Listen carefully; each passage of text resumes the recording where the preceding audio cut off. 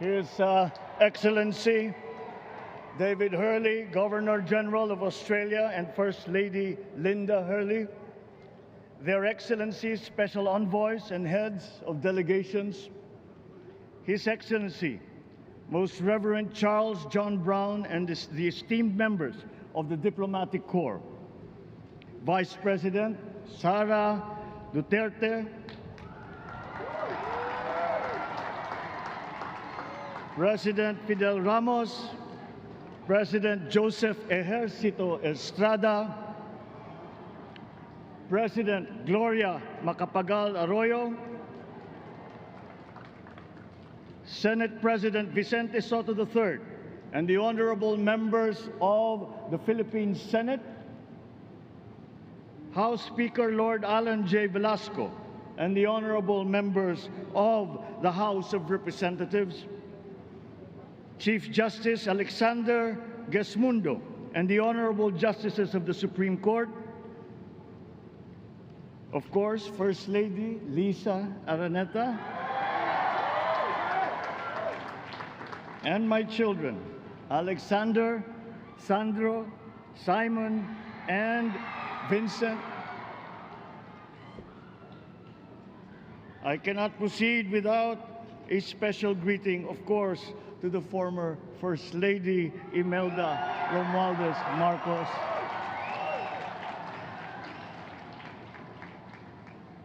Other distinguished guests, ladies and gentlemen, my friends, ang aking minamahal na mga kababayan, magandang tanghali po sa inyong lahat. This is a historic moment for us all. I feel it deep within me. You, the people, have spoken, and it is resounding. When my call for unity started to resonate with you, it did so because it echoed your yearnings, mirrored your sentiments, and expressed your hopes for family, for country, and for a better future. That is why it reverberated and amplified as it did, to deliver the biggest electoral mandate in the history of Philippine democracy. By your vote, you rejected the politics of division. I offended none of my rivals in this campaign. I listened instead to what they were saying. And I saw little incompatibility with my own ideas about jobs, fair wages, personal safety, and national strength, and ending want in a land of plenty.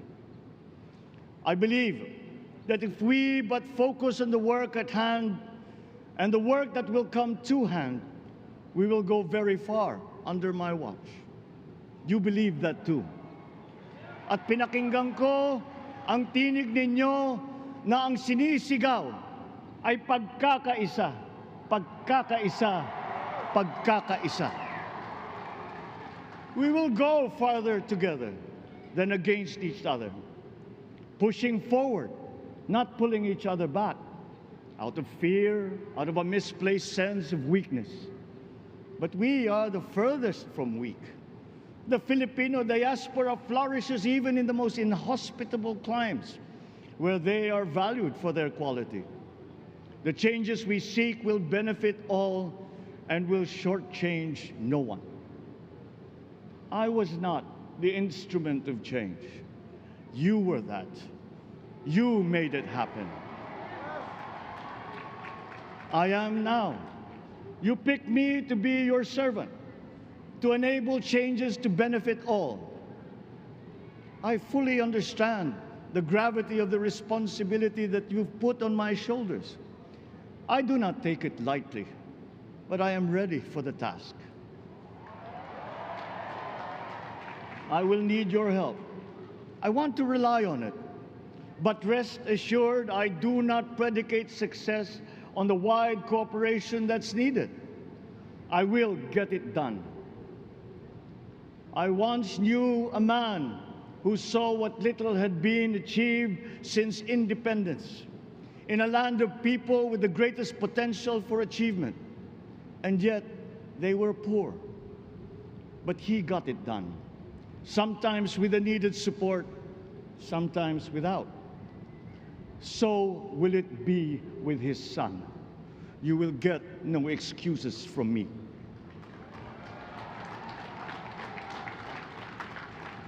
I am here not to talk about the past. I am here to tell you about our future. A future of sufficiency, even plenty, of readily available ways and means to get done what needs doing, by you, by me. We do not look back, but ahead, up the road that we must take to a place better than the one we lost in the pandemic. Gains made and lost, opportunities missed, well-laid plans superseded by the pandemic. Indeed, ours was the fastest growing economy in ASEAN by ways now outdated. We shall be again by a radical change in the way the world must now work to recover what we have lost in that fire and move on from there. We face prospects of the spread of the war abroad, of which we are totally blameless. We seek friendship with all. But countries like ours will bear the brunt of it. And if the great powers draw the wrong lessons from the ongoing tragedy in Ukraine, the same dark prospect of conflict will spread to our part of the world. Yet, there is more out there. Like going forward by new ways of doing that the pandemic forces us to adopt. A stronger resilience, quicker adaptability. They are our best prevention. They are our best protection. Quiet reflection in a rough and tumble campaign of a breadth and intensity never experienced revealed some of them, such as the willingness to listen despite the noise, the hesitation to quarrel over differences, and to never, ever give up hope of reconciliation. These gave me the peace to ponder deeper. There are hints of a road not taken that could get us out of here quicker, to something better, something less fragile. There is also what you, the people, did to cope, but this time empowered by new techniques and more resources. You got by, getting some of what you needed with a massive government help, and for this I thank my predecessor for the courage of his hard decisions. But there is a way to put more means and choices in your hands. I trust the Filipino. Imagine how much more you'd achieve if government backstops instead of dictating your decisions. Always there to pick you up when you fall, giving what you need to get past a problem. Imagine if it invested in your self-empowerment to bring it closer to taking on whatever challenges come. Imagine a country that, in almost every sense, is you. Now imagine what you and government can achieve together. We did it in the pandemic. We will do it again. But again, I will not predicate my promise to you on your cooperation. You have your own lives to live, your work to do, and there too I will help. Government will get as much done alone without requiring more from you. That is what government and public officials are for. No excuses, just deliver. It was like that once upon a time.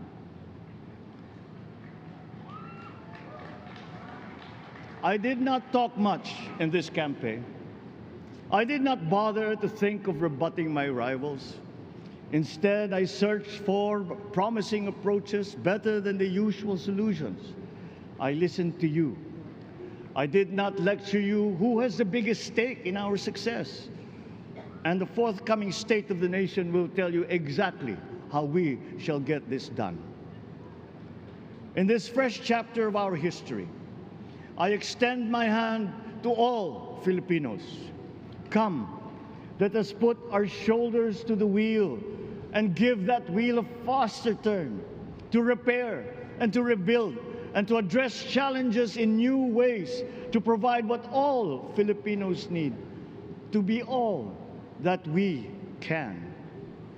We are here to repair a house divided, to make it whole, and to stand strong again in the bayanihan way, expressive of our nature as Filipinos. We shall seek, not scorn, dialogue. Listen respectfully to contrary views. Be open to suggestions coming from hard thinking and unsparing judgment. But always from us, Filipinos. We can trust no one else when it comes to what is best for us. Past history has often proven that. Solutions from outside divided us. None deepened our understanding. They were always at our expense. Never forget, we are Filipinos. One nation, one republic, indivisible. We resisted and never failed to defeat foreign attempts to break up our country in my father's watch. His strongest critics have conceded that. So let us all be part of the solution that we choose. In that lies the power to get it done. Always be open to differing views, but ever united in our chosen goal. Never hesitating to change it, should it prove wanting. That is how agile, resilient republics are made. Our future we decide today. Yesterday cannot make that decision anymore, nor can tomorrow delay it. The sooner we start, the surer and quicker the prospect of achieving our future. These are troubling times. What's happening to others can happen to us, but it will not. We see what's happening. We are witness to how it is being stopped, and we have seen the glory that crowns struggle against all odds. Giving up is not an option. We've been through times of bitter division, but united, we came through to this when it shall begin again, but better. The campaigns I've run have taken me here where I stand today. I listened to you, and this is what I have heard. We all want peace in our land. You and your children want a good chance at a better life in a safer, more prosperous country. All that is within reach of a hard-working, warm, and giving race. Your dreams are mine. Pangarap nyo ay pangarap ko. How can we make them come true? How can we do it together? But I will take it as far as anyone with the same faith and commitment can, as if it depended entirely on himself. Sa pangarap na maging mapayapa ang ating bansa, ang pangarap nyo ay pangarap ko. Sa pangarap na maging maunlad ang ating bansa, ang pangarap nyo ay pangarap ko. At sa pangarap na maging mas masinang ang kinabukasan natin at ng ating mga anak, ang pangarap nyo ay pangarap ko. We are presently drawing up a comprehensive, all-inclusive plan for economic transformation. We will build back better by doing things in the light of the experiences that we have had, both good and bad. It doesn't matter. No looking back in anger or nostalgia. In the road ahead, the immediate months will be rough, but I will walk that road with you. The pandemic ravaged bigger economies than ours. The virus is not the only thing to blame. What had been well built was torn down. we will build it back better. The role of agriculture cries for the urgent attention that its neglect and misdirection now demands. Food self-sufficiency has been the key promise of every administration. None but one delivered. There were inherent defects in the old ways and in recent ways too. The trade policy of competitive